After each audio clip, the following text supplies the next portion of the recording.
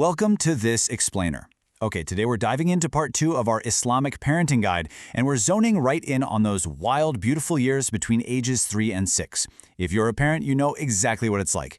It's 2 a.m., the house is finally quiet, but your brain is just spinning, totally overwhelmed by the modern world, and you're asking yourself that one absolutely terrifying question. Am I completely screwing this up?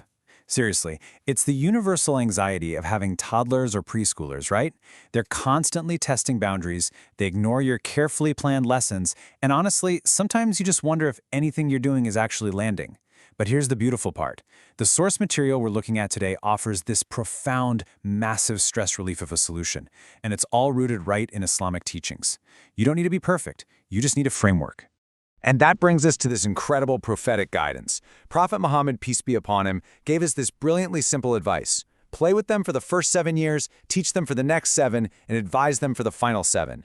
This is literally the ultimate timeless roadmap for raising kids. It completely takes the pressure off of feeling like you have to do everything right this second. It just breaks parenting down into 3 totally distinct, manageable phases. So here's our roadmap for today. We'll quickly cover the 7-7-7 parenting rule, look at the era of fitra for ages 3 to 6, dive into the power of play, explore teaching through stories, and wrap up with building character through love. All right, Section 1, the 7-7-7 parenting rule. This rule basically means our parenting style has to naturally evolve as our kids grow up. For those first 7 years, your primary job is literally just to play with them and show mercy. That's it. It's all about emotional bonding. Then, the middle 7 years, that's when you shift gears into teaching, discipline, and setting firmer boundaries. Finally, the last 7 years, as they're turning into young adults, you transition again into the role of a trusted advisor and friend. Okay, moving on to Section 2, ages 3 to 6, the era of fitra. So, this is a core theological point that honestly changes everything about how you look at your toddler. According to Islamic tradition, every single child is born on fitra. That means they already have this innate purity and a natural built-in disposition to recognize God and recognize goodness.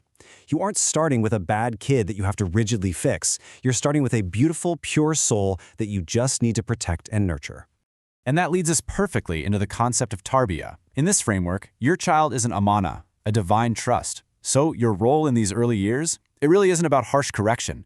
It's definitely not about forcing a 4-year-old to memorize endless facts. Tarbiyah is about creating this incredibly safe space of love, mercy, and holistic nurturing. You're just setting the stage so that innate purity we just talked about can naturally flourish on its own.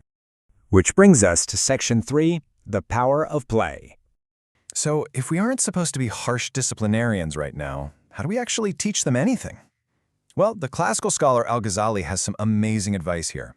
He explicitly warns against crushing a little kid's spirit with rigid discipline. In fact, he noted that overstudying and stopping a child from playing literally kills the heart and fades their intelligence. In the Islamic approach, play is not just some random distraction. It's absolutely necessary. It's how their young minds recover, and it's the #1 way they build emotional security. And we can see exactly what this mercy and play looks like in practice through this really famous account of the Prophet Muhammad, peace be upon him. He was actually leading a congregational prayer, and he prolonged his prostration for so long that people behind him started getting worried. They thought something was wrong. But it turned out his young grandchild had just climbed onto his back, and he simply didn't want to disturb the kid's play. Think about that. He prioritized the child's joy over rushing his own worship. That is exactly the level of gentleness this stage requires. All right, Section 4, teaching through stories. Okay, so if we're skipping the rigid lectures, how do we actually teach them about religion and ethics at age 4 or 5? The sources emphasize keeping it super simple and just weaving it into your normal daily life. You really don't need to be a scholar. Just tell them bedtime stories about the prophets, but, keep it fun and engaging so they're falling asleep with those good lessons in their heads. Play interactive games, maybe start a simple gratitude journal where you literally just write down one thing you're thankful for each week. But above all else, you have to model it for them. And modeling can be so incredibly simple, but it is remarkably effective. Let's say you're driving in the car, and you just say out loud, "Wow, I'm really stressed about this interview today, but you know what? I'm going to trust Allah." Your 4-year-old is absorbing that like a sponge. They are learning Tawheed, which is that absolute trust in God, in a real, raw, practical way that they could never, ever get from a textbook. They learn simply by watching how you handle your own life. Let's look at Section 5, Building Character Through Love. All of this, the play, the storytelling, the gentle modeling, it all builds up to our ultimate goal, character development. The prophet stated, "I was sent to perfect good character." The really crucial takeaway here is that building character isn't about demanding absolute perfection from a toddler. I mean, come on, that's impossible. It's about planting the seed. It's about instilling that internal desire within them to want to make the right choices, even when nobody else is watching or keeping score. But what happens when they inevitably mess up? Because they will. Well, Al-Ghazali gives us this fascinating three-step approach. Step 1, praise their good behavior publicly to build up their identity as a good person. Step 2, and I absolutely love this, actually turn a blind eye to their first-time mistakes, especially if they're trying to hide it. This protects their haya, their natural sense of modesty and shame, because if you're constantly exposing every tiny little fault, they just become indifferent to acting out. And finally, step 3, if a mistake becomes a repeat habit, then you correct them, but you do it gently and always in private to preserve their dignity. So as we wrap up this explainer today, I want to leave you with a slightly provocative thought to reflect on tonight.